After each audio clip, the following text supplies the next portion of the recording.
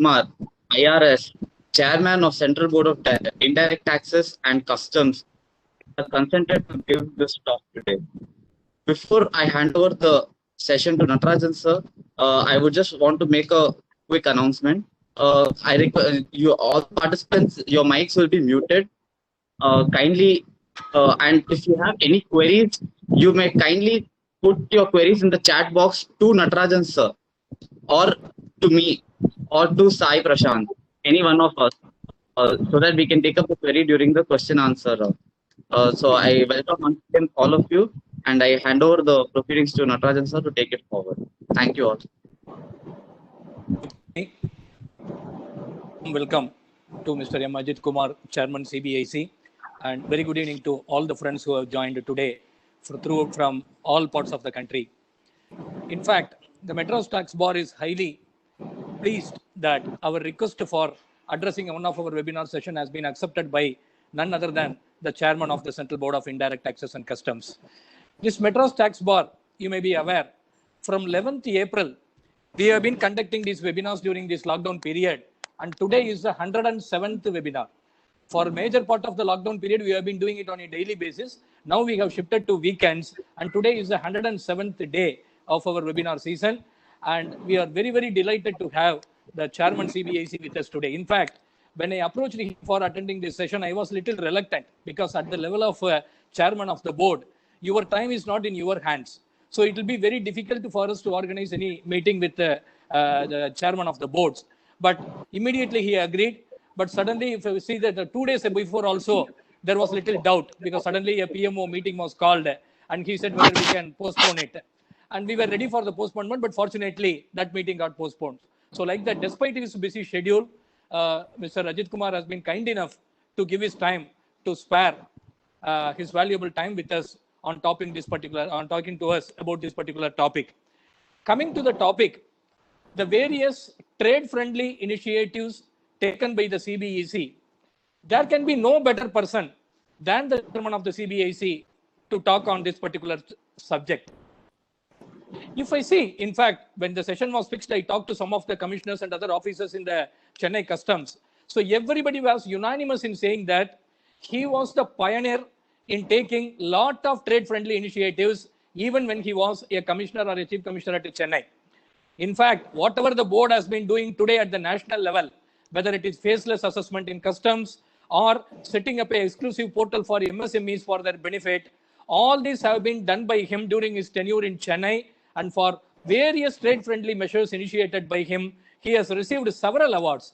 The Tamil Nadu Chamber of Commerce has given him an award for the trade facilitation, and the South Air Cargo Conclave Award has also been given to him. And no doubt, the President's prestigious award has also been given to him. So, better person to talk about the CBEC's initiatives towards the trade-friendly measures. And leading an army battalion during normal times is different when it comes to leading an army battalion during a wartime. So it is totally a different ball game altogether. And ever since he has taken over somewhere in the first week of February 2020. And within a month, we had this big war of pandemic. So during this very, very crucial times, he has been leading the organization. And if at all one has to know about how this CBEC is functioning, please visit the website and see the monthly, weekly newsletters sent by the chairman. How he acknowledges even the smallest contributions made by the people. So you have to keep the people's morale at a high level during the wartime. And we have our own lives at danger. But despite that, the essential services have to be maintained. On the other hand, the revenues are falling. So at such a difficult time, he has taken over as the chairman of the board of Central Board of Indirect Taxes and Customs. And he has been doing a tremendous job for the past almost 7 or 6 months. And the results have started showing. And if you see the revenue figure of GST for the month of June, it is really encouraging. So like that, he is leading the battalion of the Indirect Taxes Department during a very difficult time. And I should also say from our side today, we, the members from the bar who are practicing in the field of indirect taxes are there, and people from the industry are there, lot of chartered accountants are there, and we are all there in the efforts of the government to fight this pandemic as well as this economic slowdown. So whatever little we can do from our side towards these noble objectives of the government, we will certainly do. With this initial remarks, Before requesting Chairman to kindly address us, I wish to inform all the members, you all will be kept in mute mode. If you want to ask any questions, kindly send it as a chat message to me, that is G. Natarajan or Prithvi Chopda or Sai Prashant. So we will be able to, because in such a forum, we may not be able to take up all the questions of all the participants. So whatever questions are important, we will just filter it out and we will be raising it before the chairman. Now, I request Mr. M. Ajit Kumar, Chairman, Central Board of Indirect Taxes and Customs, to kindly address the members of this gathering. Over to you, sir. Thank you, Mr. Natarajan. It has been really wonderful to receive your call and with your request for me to address the gathering. I'm sure there will be a lot of my colleagues and friends who are known to me who are there here on this webinar today, and many new persons who I have not known, and I'll be making friends today with them. So I wish you all a very good evening, and I hope that we will have an engaging 1 hour session here. When Mr. Natarajan approached me and asked me as to what is the topic I would like to speak on, I thought customs is the best topic to speak on as my first webinar here amongst you, for no other reason than this, that we began our electronic journey of ICS in 1995. We started our trial remote filing at the Delhi Air Cargo Complex, and at that time there was not much hope given by many people, saying that we may not be able to succeed, because we had chosen a workflow model. It was a model which was most complicated and had not been tried earlier by anybody else. But then we have come 25 years later, we have come a very long way, and it is time for us to evaluate how far we have gone, what are the merits, how much we have succeeded, and what is the way forward. And what better than to have a webinar and to engage with the intellectual minds that are all around, and to get an opinion from you, to get a fair opinion as to where we stand today, where the customs stands today, and how far and where we should be going tomorrow. As you are all aware that customs nowadays prides itself to be a facilitator. We look forward to engaging with you with a view to see that we are able to clear goods faster, so that the costs come down for you. You are able to ensure that your goods reach you on time, and the ultimate benefit of that will come to our economy. So it's something like something sort of a. We believe that trade will lead to a lot of development activities, and we are helping in the rapid development of the country. We are aware of the government's policy of Make in India and Atmanirbhar Bharat. We are very much conscious of this. We are very confident also that with Aviva we will always be of help to all of you in achieving your dreams, in setting up your industry, in ensuring that you can sell goods both within the country and outside the country, and that the country can be taken to more prosperity.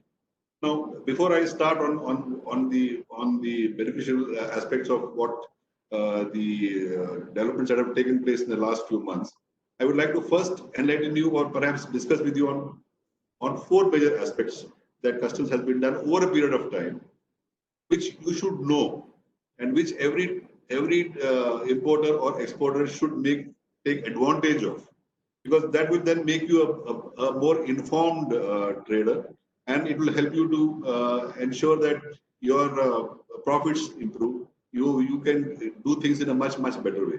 And these 4 things which I would like to speak to about first is, one is the AEO program. The second one is the compliance information portal that we are having. The third is the document identification number that we have created for you. And the fourth is inbound manufacturing. Now, if you take to the AEO program, which was started in 2011, it is meant to ensure that there is security in the supply chain, that we partner with you, and we ensure that we are able to, with the help of this partnership, clear your goods at a much faster rate. Once we know you, once we trust you, and you build that trust with us, we can then ensure that all clearances that you do through us are done at a very fast pace. And when we certify you as our partner, as an AEO partner, then it also increases your visibility, your trustability in the world scene, and your other partners across the world recognize you as to be one who is a trusted partner of customs. So your business will automatically go up, your trade inquiries will go up, and it will benefit you in a major way. Apart from that, the AEO scheme itself has some benefits for you. Like it gives you a 15 days deferment of payment of duty, which is a huge benefit. In many cases, it allows you to file bonds without bank guarantees. It gives you priorities in many areas. So there are two types of AEOs. One is meant for importers and exporters.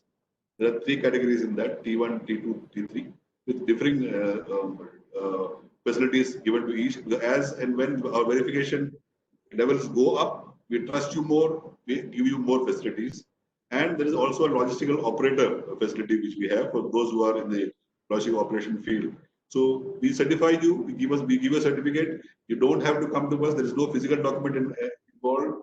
You can apply to us electronically, and we will ensure that we'll verify your details, and within a month or so, we will be able to give you a certificate if you satisfy our requirements. In fact, for the T1, importer exporters who are on the very basic level, on the T1 level, the permission is given at the field level itself. So it doesn't even have to come to the ministry. And at the local level itself, the commissioner is able to give you that certification. And then you can start your journey of trust with us. And as we go forward, you can understand what are the other benefits available and avail of them. So that is one facility I request that all of you who are not yet AEOs must take it up. We have about 3,000 registered AEOs with us as of now, which is a good number.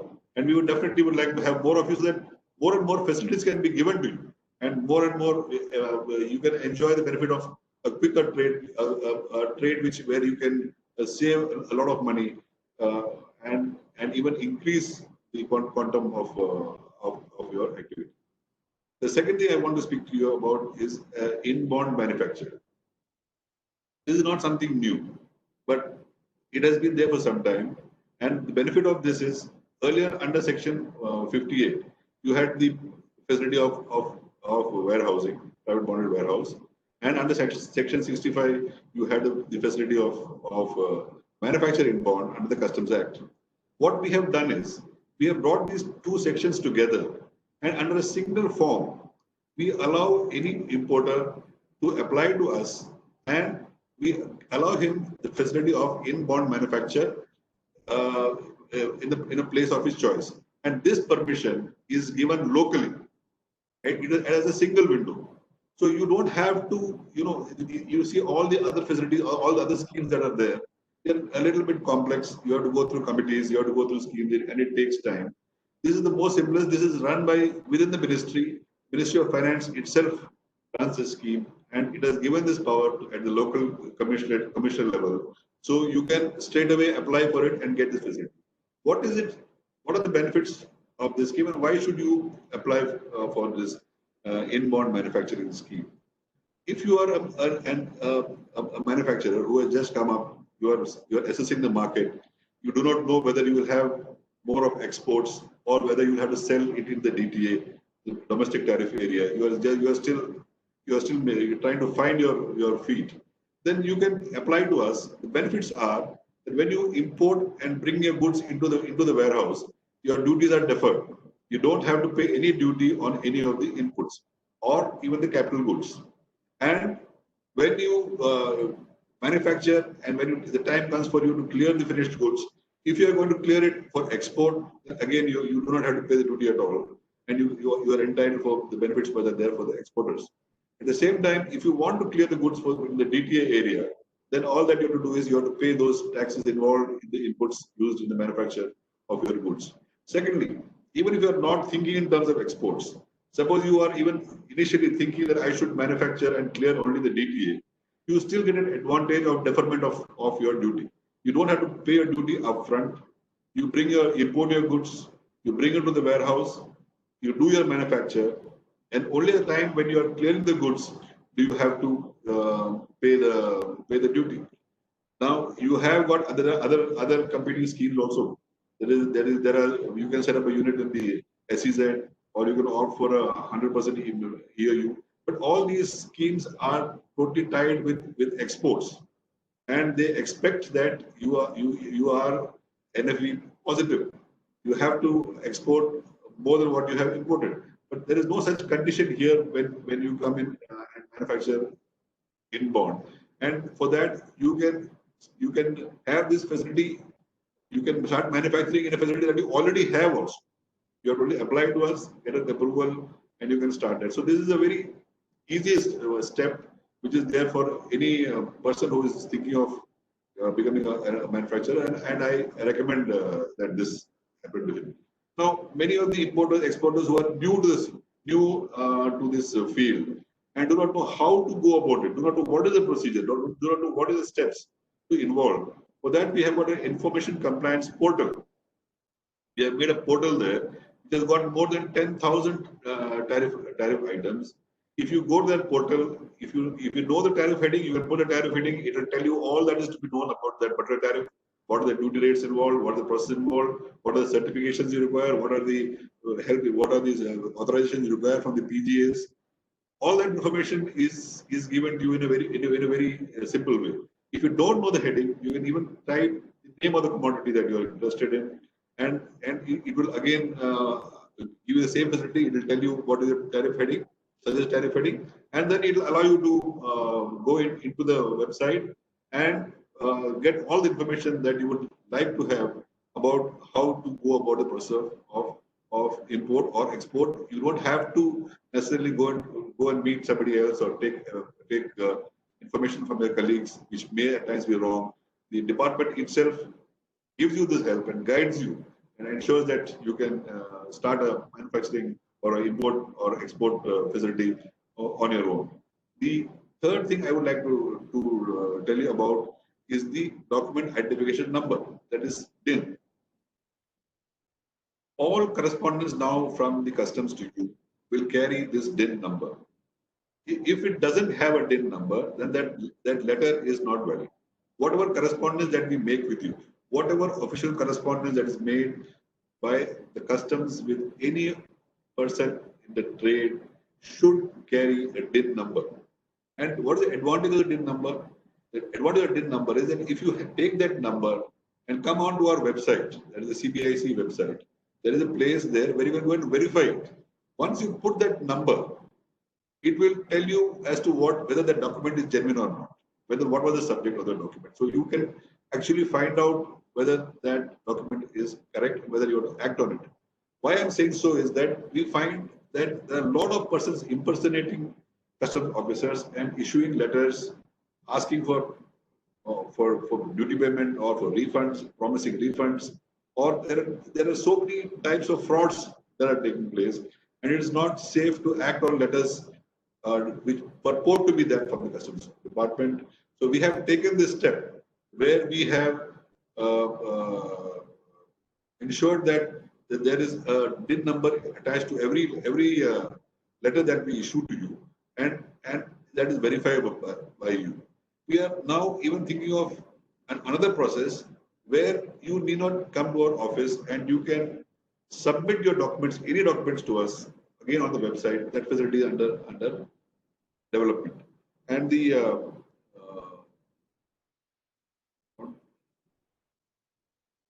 I think I have mentioned all the four steps four areas that I wanted to inform you about, which is information basically for all of you.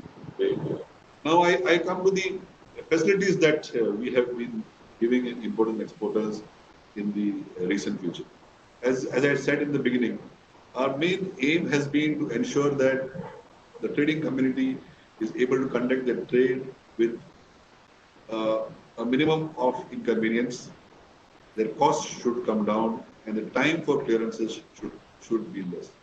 So the best way to do that, we feel, is to have a system that is faceless, paperless, and contactless. One of my letters, I refer to it as a peopleless effort. By peopleless, I don't mean that there will be no people involved. What I meant was that nowadays we see a lot of people having come to custom house to transact their work.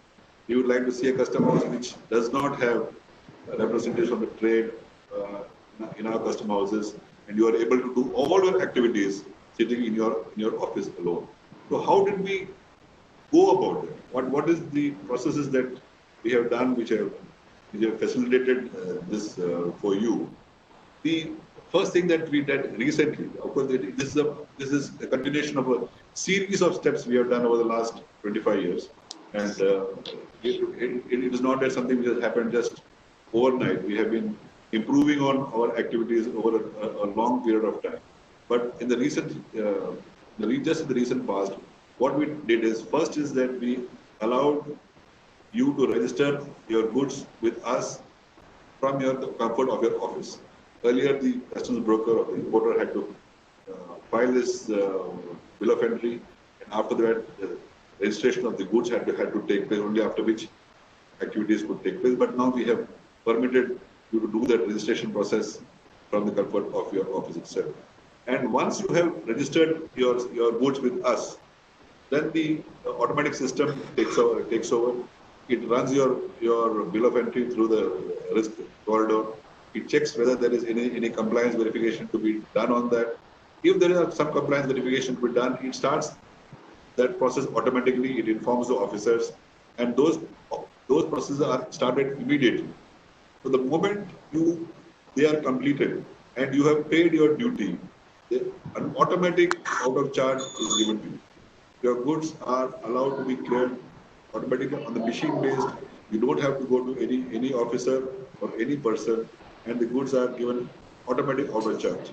And now we have what we have done last month is that we have also introduced a system where the out of charge copy is given to you electronically as a PDF document.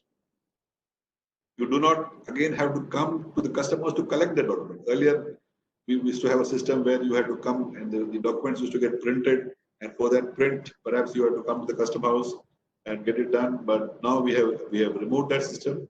You don't have to come to the custom house. It gets printed along with the e-gate pass. The e-gate pass is useful for you because when the goods travel across the country, you require a document to be shown. So that can be done through the e-gate pass. This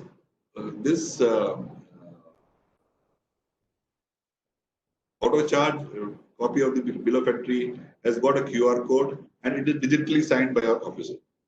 This QR code, what you have to do is you have to go to the App Store and download an app called IceTrack. If you download that app onto your phone or on your system, when you scan this QR code, it gives you all the essential of that bill of entry. It mentions the bill of entry number, it mentions the bill of entry date, number of packages that are there. All these are seen there so that you know that this document is genuine. The QR code can't be manipulated, and anybody who gets a document really needs to download this app and scan that QR code. And if it matches with what is being said in the that PDF copy of the bill of entry, then he knows that it is a genuine one. Now, this month we have done that same facility on the export side also. So the LEO copy of the shipping bill will be also sent to you electronically. You need not come to us. It will be sent to the exporter and to the broker, provided you have given us your email address. So it is very necessary that you ensure that you are registered with us. Those of you who are not aware of this facility, please do that. Contact your local office, give the details, and see that you are registered. So you need not, without coming to our office itself, you will be knowing as to when your goods are cleared. You will get the copy of the shipping bill or bill of entry the moment we clear it. We either give a out of charge or a LEO. You get that copy, and as I said, then you can, with the help of the app, you can actually check whether the document which has been given to you is a genuine one or not. So the important part there is that you register with us so that this machine understands, it has your details of your email address, and it mails these details to you immediately. The entire process now of import and export from end to end has been automated. your requirement here is very minimal. As it is in the system, once we have the AEO system and once the bills of entry are being run through our risk corridors, we are able to clear as much as nearly 70% of your cargo without having to examine it. What we call as a direct port delivery. You import the goods, you can file your bill of entry 30 days in advance. You don't even have to wait for the last moment to do that. You can file your bill of entry 30 days in advance, and as and when you get the details of a bill of lading or the invoice, you can amend it, enter that, and so that the moment the goods come in and the process are over, you can take your goods and just in time. What the concept of just in time, you can take it to your factory and use it. And in the case you are an AEO, you have the additional advantage that you don't even have to pay duty. So the goods can be taken immediately. The moment the system clears the thing and gives a machine-based release, you get the copy of your bill of entry, the auto-charge copy of your bill of entry at your office, and then you can start the process of evacuating your containers back to you. Now, in this facility, we have now gone a little ahead, and as a process of a next generation reform, we have started something called as Turant Customs. It is actually, I must give a lot of credit of this to my colleague, Mr. Sandeep Bhatnagar, who is my colleague in the board. He is in charge, he's a member customs. He was a person who has put in a lot of effort into this, and it's a unique scheme. Now, what we are planning to do by this system is to ensure a sort of anonymity between assessment, and so that the importer and the officers do the whole process of assessment in a state of anonymity is the first step. We had done the trial for this in last year in August at Chennai, and once that it was successful. Now, last month we have unveiled this, and in the phase 1, we are now running this program between Chennai and Bangalore. So the concept is that once you file a bill of entry, that bill of entry can be assessed anywhere in India. The officer who assesses your bill of entry need not be in Chennai. He can be in anywhere. In this situation, it could be in Bangalore, because we are just rolling out phase 1. We know that we would like to do it immediately on an all-India basis, but we would like to do it gradually so that there is no disruption in trade. And we are trying it out right now only with chapter 84 and 85, and between Bangalore and Chennai. So here the documents are common. A document filed, a bill of entry filed by you may be assessed at Bangalore and cleared immediately for you. Or in case the officer in that assessment groups wants some verification, he can mail you, and then you can give your document suggestions. You can, but through e-Sanchit, you need not go to Bangalore. You can just file your documents, and in case he wants the goods to be examined, he gives an order of examination. That will be done at Chennai. If there is a dispute and if there is an adjudication to be done, the same process will continue. He will give you a notice, and he will pass an order, and you need not go over there for any hearing. That will be done to the VC. And in case of an appeal to be filed, you can file that appeal in the port of import itself. You don't have to go to Bangalore. The bill may have been assessed in Bangalore. In the coming days, it may have been assessed in Delhi or Guwahati or some other place. We don't know where. That the system will decide as to who will be assessing that particular bill of entry. But for any purpose of appeal, we have still seen that you are not inconvenienced, and that you can file your appeal, if any, at the port in which the goods have been. So these legal changes have also been suggested. We are now moving in a phase that by December 31st, this scheme will be replicated all over India. In every part of India, all zones, you will be having this faceless assessment, what we call it as faceless assessment, and you will have the facility of seeing that whatever as it is, 60 to 70% of the goods are not even examined; they're cleared by the system itself. As it is faceless and contactless. Now, with the remaining 25 or 30%, which are subject to risk rules and which may require physical intervention by the department. Even in those cases, the parties are not known to each other, and it is done in a purely professional way. By this, what we also think will happen is that it will increase our expertise dealing with goods, and you will have the benefit of ensuring that like commodities get assessed in one area so that there is uniformity of assessment. Right now, you have different zones, sometimes assessing a particular commodity in different ways. The different classifications may come up because different officers are handling it. But now we will build this in specialization in particular custom houses for particular commodities, so that there is a uniformity of assessment and tax payment for all importers who are importing like goods. This is a big problem. I mean, a lot of issues used to come up, and importers will tell us that, sir, in your port you are levying a duty at this rate, but in the other port it is being done at some other thing. There's a dispute, and there is a classification dispute. So right now, what we are trying to do is we are standardizing that. We will, with the help of this, I'm sure we will be able to ensure that like goods get assessed in a like manner. The application of duty rates is uniform, and to that extent, that nobody gets an unfair advantage of competition while in this manner. You're also aware that we have something called the E-Sanchit program, which was started, I think, right back in 2008 or so, and whereby there is a facility given for all of you to upload a document. You don't have to come to the custom house, and the 3 major documents that are required for any process of import or export can be uploaded from the convenience of your office itself. Now, we have also got a SWIFT platform, wherein we have got all the PGAs on that platform. So when you file a bill of entry, automatically the bills are routed to the concerned agencies, participating government agencies. There are 51 such agencies now on that portal. You don't have to go physically, don't have to carry a document to them physically, and they will be able to examine your goods if necessary.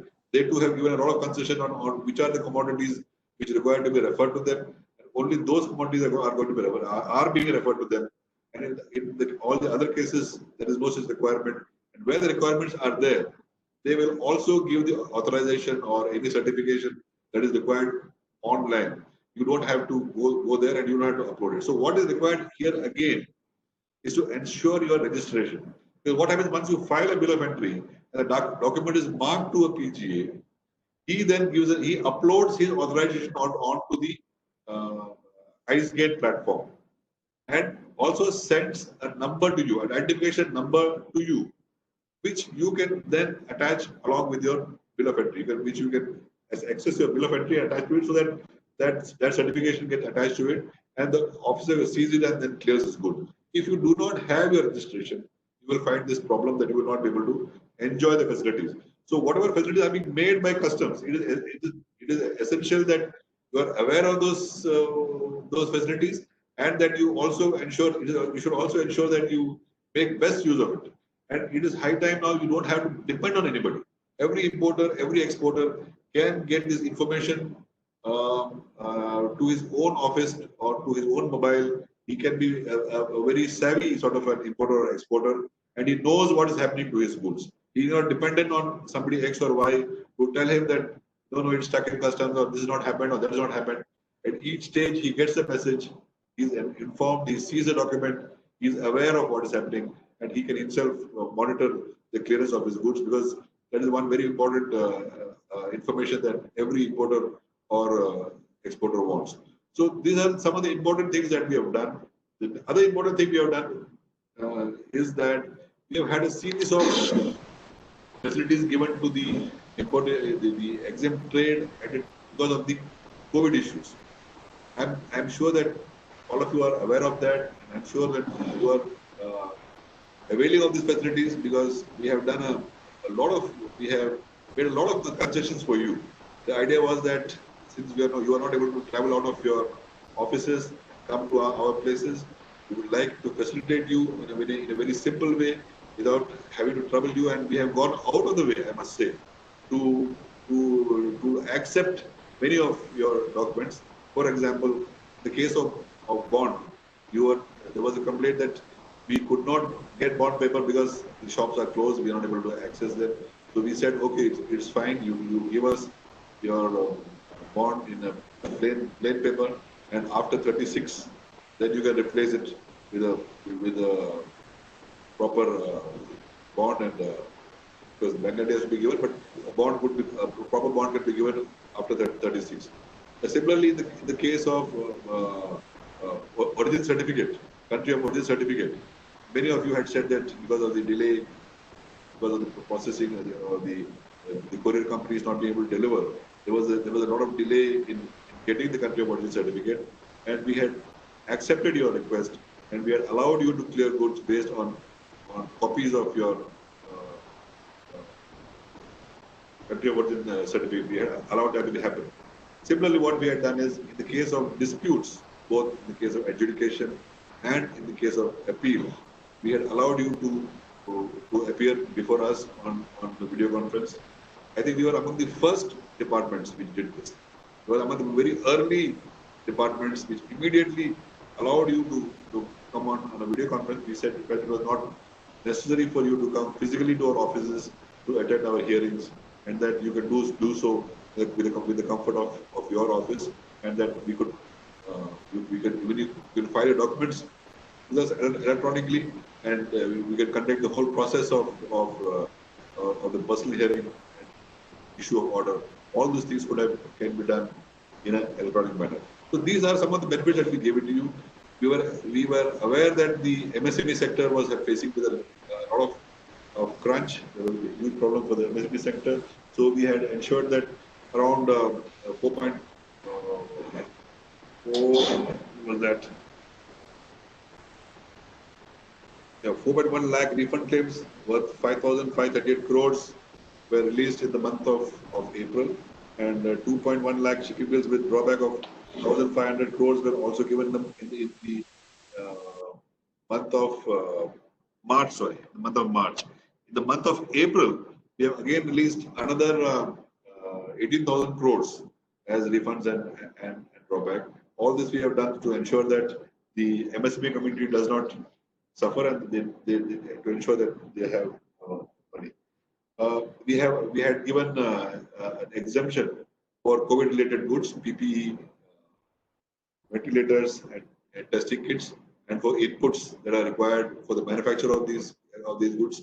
We had also prioritized the clearance of these goods. As you are aware that even in the case of importers who are not able to file their shipping bills on time, we had given a waiver of late fee. We were on a 24/7 mode. We are still on a 24/7 mode, and we try to ensure that any clearances that anybody has come up with are cleared on the same day without having to wait for another day. So these are some of the facilities that we have done, and I hope that from what I have said today, if there are areas that you still know, I am prepared to accept your queries and give a clarification. But please make full use of these facilities. That will help you, and it will help the country also. Because once you succeed as a trader, as a manufacturer, that does help in development. It gives employment, and we are aware that it helps in an Atmanirbhar Bharat. We are partners in this endeavor, and I thank you all for giving me a patient hearing. I'm open to suggestions and questions that you may have. Thank you. Thank you, sir. You have highlighted the lot of measures that have been taken in the recent past. In fact, CBSE is one of the pioneer organization where immediately within some 5 to 6 days of lockout, all the officers have been allowed to work, and the access to that computer system and software has been given to the staff within some matter of 5 or 6 days. That is a credible achievement. And whatever you have explained today, so custom officers the corridors used to be always crowded and people will be running. And the way you have explained the things now, everything can be done, whether it is import or export, sitting at one's office, everything can be managed electronically. That is really incredible. And I'm sure that many of our members we also had this inbound manufacturing facility, which you have talked about. That is really going to be a game changer. that is going to offer a lot of benefits to the people because of its coverage. In fact, one of the person has asked, I am already having some advanced license, the EPCG licenses, what is to that? And obviously, old licenses will be governed by the old provisions. You may not be able to convert into that. And this will be applicable only for prospectively. And another person has asked, his AU, I don't want to entertain individual grievances. Like one person has asked, his AUO application has been rejected on the ground that the current asset requirement on a short-term basis, the financial solvency is not proper. And there is no such condition attached in the particular circular. Yes. I think that should not be the reason. Definitely, it has to be. You have anything to say on that, sir? No, actually, it will be difficult to take up individual grievances here. Yeah. They can, That's what. If they have anything on to any difficulty in accessing or any other issues are there, definitely I would like to answer that. But because a whole group of officers goes through an application and it gets examined at a very senior level before it is rejected. Our idea is to accept rather than to reject. So there should be some valid reason to do that. Yes, you have explained all the developments that have been happening in the field of customs. As customs has always been your pet topic, you have spent a considerable time on that. Our members are equally interested. 3 years back, we had a newborn baby, that is GST. So any newborn baby in your family will bring a lot of happiness, and it also brought a lot of excitement, a lot of happiness and all. Even though a newborn baby will also come with sleepless nights, we don't bother. That baby is now 3 years old, and still we have to give a lot of attention to that particular baby. And we are all happy about that particular baby. There's no doubt about it. And still a lot more requires to be done. The way the electronic thing has happened in the field of customs, the same level of efficiency should come to this particular segment. That is our wish. So definitely our members will also be interested to discuss certain aspect. So I take this opportunity. I don't require an immediate answer or anything. I'm only just taking this platform to redress this particular aspect. One of the major grievance, a lot of measures have been taken by the government, especially during this COVID time, giving a lot of loans to MSME sectors, waiving interest, moratorium, and sanction of law, huge amount of refunds. Lot of relief measures have been given, especially during this COVID time. More than anything else, there is another possibility of giving a real relief to all the GST assessees. That is the most hot topic today, that is about the TRAN credit. As the chairman of the board, you will be having your official view on that. Definitely, there are courts which have taken different views on that. What I want to convey through this particular forum is only that people, especially during the transition of GST, there were a lot of confusions. People, especially if you ask 3 consultants about their opinion, how to file the TRAN 1 form, you will get to 6 opinions. So each person can give 2 opinion or 3 opinion. That was the stage at that time we were. Whatever clarity we have today, we did not have that clarity 3 years back. And a lot of people have committed a lot of mistake. And it is our genuine hope, if all the people who have missed the bus are given a one-time chance to file their TRAN 1, that will go a long way, more than any other COVID relief. This is a genuine feeling of the industry. I hope that you will appreciate, and whatever is possible, you will be. You want to say anything on that, sir? So your opinion is well taken. I'm aware of the sentiments of the trade, but we have to look it through the prism of the legal requirements that are there. And we are also aware that many of these things are sub judice. We have been meeting the requirements that the courts have been telling us. So we hope that this will come to a quick settlement in the days to come, and that both of us will have a win-win situation where both the trade and the department can move forward quicker. Another member has suggested, when it comes to the legacy laws, maybe after the Sabka Vishwas scheme, in fact, people were hoping for an extension of time, and your direction, DO letter has been sent to the commission that has given a lot of hope to us. There may be a possibility of time extension also, we don't know. So Sabka Vishwas has taken away a lot of old litigation, but still a big amount of litigation is pending in the tribunal. So one of the members has suggested, if the jurisdiction of the single member bench, which is as of now 50 lakhs, has been enhanced, that will go a long way, because we have a lot of vacancies in the tribunal. And if single member jurisdiction is today hardly 50 lakhs, when even an additional commissioner can adjudicate up to 2 crores value of the cases under the old regime that has been enhanced. So the tribunal members, a single member jurisdiction also should be enhanced. That is one of the requests which I have got. Definitely it involves legislative changes and all. This is also as one of the point I would like to put forth before you. And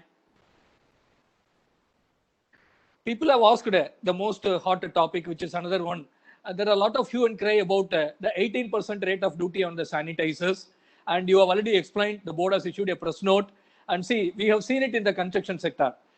Construction sector has requested for a reduction of the GST rate, and that was agreed, 5% without ITC, and now they are failing the pinch. So, if ever the rate of duty has been reduced, that is what the press note which has been issued. If the rate of duty is further reduced, it will lead to inverted rate problem. So definitely the cost will go up. That is what the press note says. And anyway, many of the people have asked about it, about the rate of duty on sanitizer, that is the GST rate. What is your view on that, sir? As you are aware that it is the central government alone can't take a decision on this matter. And these are all subject to the wisdom and jurisdiction of the GST Council. So I'm sure that these matters will be agitating the minds of all the people, because it has come up by the trade. So let us see as to if the issue is raised again and what is the decision be taken in the council. But we'll have to wait for that. There is no shortcut method except for the matter to be discussed and raised at the council and a decision taken there. One person has said a very interesting suggestion. Amnesty scheme has been given for central excise, service tax, and even for income tax recently. And why not for customs? Really a food for thought. So definitely that may also be considered, one person has said. And another person has sent a chat that a lot of SVB demands are pending. SVB finalizations at all customs formations, there is a huge amount of pendency, so which has to be addressed. So your view on that, sir? In fact, we are having a drive for that. The drive on that SVB clearance is on. So I'm sure it will make some impact. We have only started recently, and we are monitoring the SVB cases, and I'm sure that we will be able to redress this grievance shortly. And going back to again on GST. So one of the problem being faced by the people is the filing of returns, the technical glitches, and the complex nature of the annual return, which makes it difficult to do the reconciliation and all that. So now some sort of a solution has been found out where the staggered dates have been given for various regions, so that the load of the server is reduced at a particular point of time. And especially in the annual return also, most of the columns for 17-18 have been made as optional instead of mandatory. So whether there are any further plans to reduce the compliance burden, especially in the matter of filing returns like these monthly returns and annual return, are there anything in the offing, sir? No, actually, technically what we have done is earlier, there was a limitation on the amount of returns that we filed per day. Now that has been now enhanced to around 3 lakhs. The machine can now accept more than 3 lakh filings at a time. So we have enhanced the capacity there. So you would have found that there is a better treatment now for at the time of filing. But what I would like to request the tax practitioners and the trade is that we should not wait for the last date and last moment.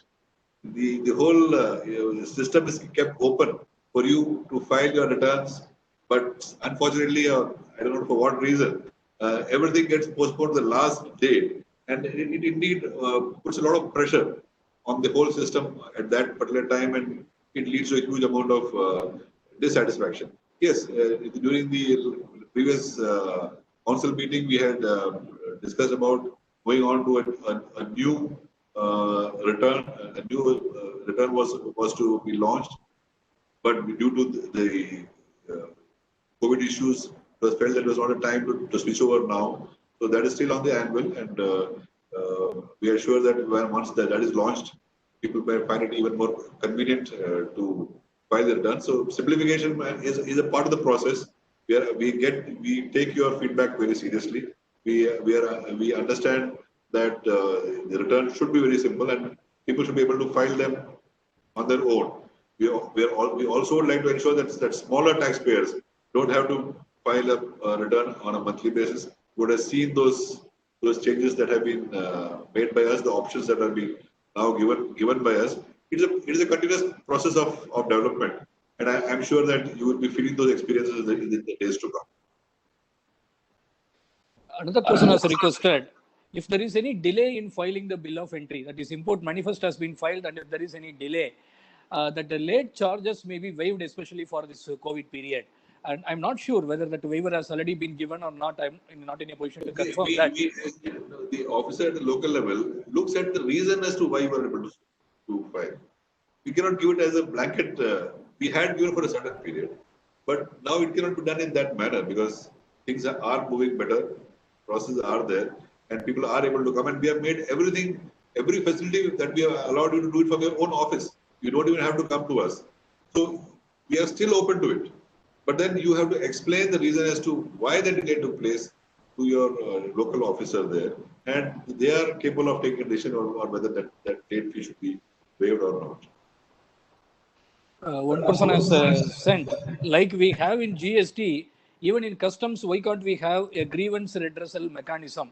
So I'm sure that definitely various grievance redressal mechanisms will be available. Maybe you can highlight whatever facilities are available for grievance redressal under customs, sir. No, actually, for the grievance mechanism under customs is that we have local level meetings itself. Each customs zone, both there are meetings taken by the commissioner and the chief commissioner on a monthly level, wherein all the problems that are faced by the trade are taken up there. Any importer or exporter can represent his problem through his association, or even if he wants, he can himself appear before the commissioner in one of those. Every monthly there is a trade federation meet, and he can give his grievance there and ensure that is resolved. Apart from that, we have now taken a decision that on every Wednesday, any person of the trade, importer, exporter, or manufacturer can walk in to the office of any officer of his choice to have his grievance redressed. Any importer, exporter, or any manufacturer who has a grievance can walk in on any Wednesday to the officer of his choice and get his grievance redressed. I think that is the best way any man can attempt to get his grievance redressed.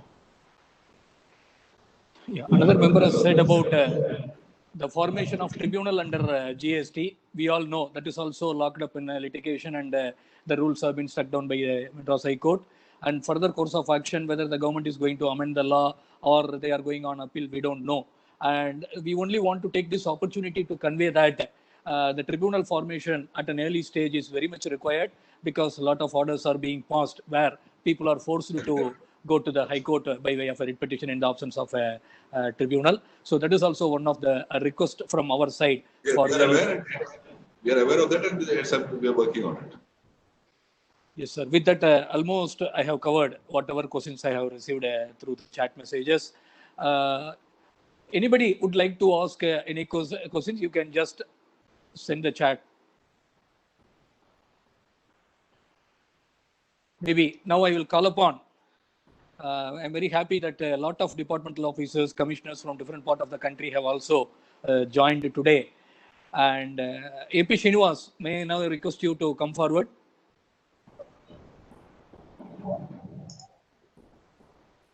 Yes, sir. I thank Chairman of CBSE, Mr. M. Ajit Kumar, for spending his valuable time with us. Because up to the last moment, the meeting could not be confirmed because of the appointment with the PM office.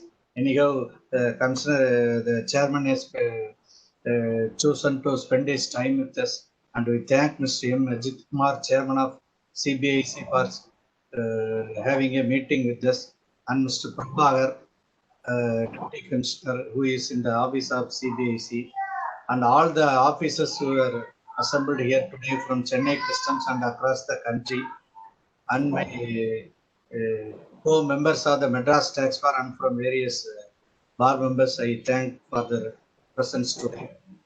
And being the department standing council, we had frequent meeting with both the Chennai Customs and GST. So in fact, we have been called for the Customs Day celebrations at Chennai Customs.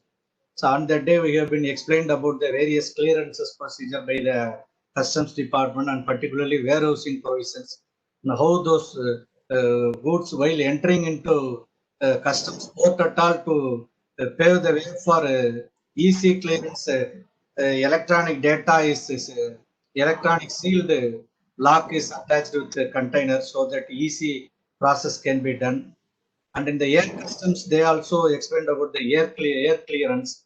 And we had a meeting with the GST where the commissioners themselves they are addressed about all the provisions of the GST. And those times we were able to understand that the department is having meeting with the trade also, especially filing with regarding to import general manifesto. So frequently trade meetings have been called for, and the licensing of CHA have been made easier. And everything now become online. Processing of bill of entry through electronic data interface management, where the risk management system is there, the flag will alert, a system alert is created. And once a shipping bill is filed, where the vessel operator clearly files the IGM, it directly the refund goes to the exporter. So everything is electronic, and particularly in our chairman regime now, new facilities have been made with regard to the COVID-19 concessions, and a exclusive grievance desk or help desk is created at the board level. It is available in the customs website itself. So what all are the concession and exemption notifications available, or other than that, what all are the grievances faced with regard to any of the ministry, the customs is processing. And various the scientific advantages of everything has been fully utilized by the board. And with regard to the GST, we face lot of litigations in Tran 1 issues. So taking credit, and as well as the interest liability, some amendment have been made to section 50, but it has to be approved by various states and GST council. So these are the areas to be noted, and as well as the formation of GST tribunal, it is also foremost important where we can avoid litigation at the high court level. So with these remarks, I thank our chairman, Mr. Ajit Kumar, for spending his valuable time, and all the officers. So thank you, one and all. Thank you, sir. Thank you very much. Thank you. Sir, thank you. Thank you very much for that. Thank you. So I thank once again all the participants for joining us today, and I thank the chairman, Natarajan sir, APS sir, for your valuable talk today. So the session will be uploaded in our YouTube channel as well. The link of which will be shared as and when it is uploaded. So thank you once again. Please stay home, stay safe, and take care. Thank you very much. Thank you. Thank you.